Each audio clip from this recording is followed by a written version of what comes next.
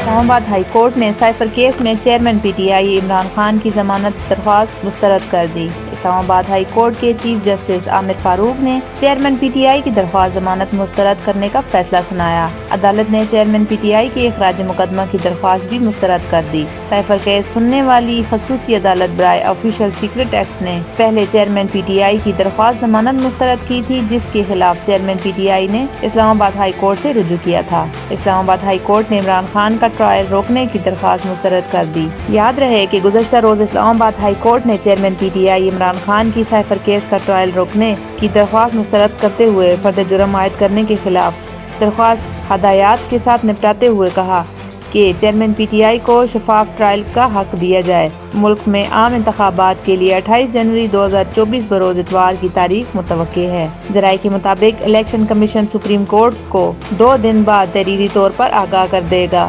حکومتی ذرائع کا بتانا ہے کہ الیکشن کمیشن کی طرف سے مجوزہ تاریخ پر انتخابات کرانے کی تیاریاں شروع کر دی گئی ہیں۔ الیکشن کمیشن نے صدر عارف الوی کا انتخابات سے متعلق بیان رد کر دیا۔ یاد رہے کہ 2 روز قبل صدر عارف الوی نے ایک انٹرویو کے دوران اس خدشے کا اظہار کیا تھا کہ انہیں جنوری 2024 میں عام انتخابات ہوتے نظر نہیں آ رہے، جس پر الیکشن کمیشن نے گزشتہ روز وضاحتی بیان جاری کیا تھا کہ ہم انتخابات کے لیے مکمل طور پر تیار ہیں اور حلقہ بندیوں کا عمل مکمل ہوتے ہی انتخابات کی تاریخ کا اعلان کر دیا جائے گا۔ عمران خان آج بھی میرے لیڈر ہیں، صدر نہ ہوتا تو جیل میں ہوتا، عارف الوی۔ وہ میرے لیڈر ہیں، میں تو سیاست میں شامل تھا، میں یہاں نہیں ہوتا نا تو جیل میں ہوتا۔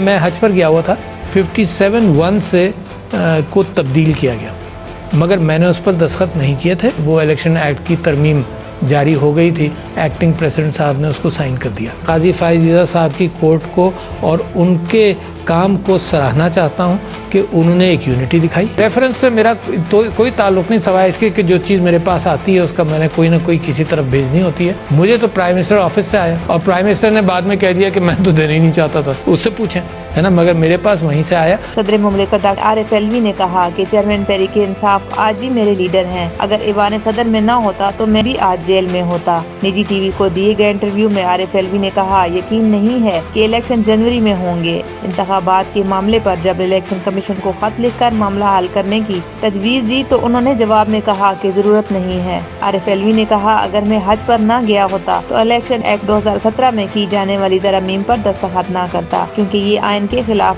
ہے۔ ایکٹ میں 1/57 کو تبدیل کیا گیا، مگر میں نے اس پر دستخط نہیں کیے۔ صدر مملکت نے کہا اگر ایوان صدر میں نہ ہوتا تو آج میں بھی جیل میں ہوتا۔ چیئرمین تحریک انصاف میرے لیڈر ہیں۔ انہوں نے واضح کیا کہ جسٹس قاضی فائز عیسیٰ کے خلاف ریفرنس میں نے نہیں بھیجا بلکہ وزیر اعظم ہاؤس سے آیا تھا۔ بعد میں سابق وزیر اعظم نے بھی ریفرنس بھیجنے سے انکار کیا۔ صدر مملکت کا کہنا تھا کہ پارلیمانی نظام میں امکان رہتا ہے کہ حکومت مدت پوری نہ کر پائے۔ پاکستان بڑی مشکلات کے ساتھ جمہوریت کے راستے پر آیا ہے۔ انہوں نے اپنا عہدہ نہ چھوڑنے کی وجہ بیان کرتے ہوئے کہا کہ آئین کہتا ہے نیا صدر منتخب ہونے تک موجودہ صدر اپنی ذمہ داریاں جاری رکھے گا۔ اگر میں عہدہ چھوڑ دوں تو یہ پاکستان کے لیے نامناسب ہے۔